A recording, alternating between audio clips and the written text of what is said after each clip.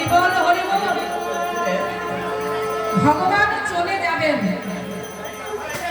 ভগবান চলে যাবেন কখন না আমার ভগবানের যখন লীলা সাঙ্গ হবে তখন তিনি লীলা সমাপ্ত করে তিনি ফিরে যাবেন। ঠিক তেমনি আমাদের সময় শেষ হবে, আমাদের অভিনয়ের মঞ্চ ত্যাগ করে সবাইকে চলে যেতে হবে। কেমন? আচ্ছা এবার বলুন তো, জগন্নাথ দেব যখন রথ থেকে নেমে যাবেন তখন তিনি কি আর রথে গিয়ে উঠবেন? আর উঠবেন না।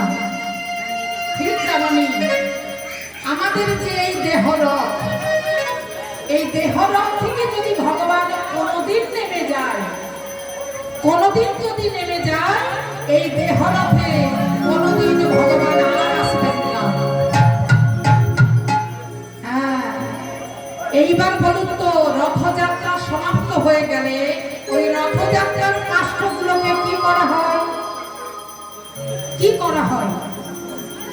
জ্বালানি হিসেবে ব্যবহার করা হয়। জগন্নাথের ভোগ রান্নার জন্য ব্যবস্থা করা হয় কাষ্ঠগুলোকে। ঠিক তেমনি ভগবান আমাদের দেহ থেকে নেমে গেলে আমাদের এই দেহটা আগুনে জ্বালিয়ে দেওয়া হয়। নিতাই গৌর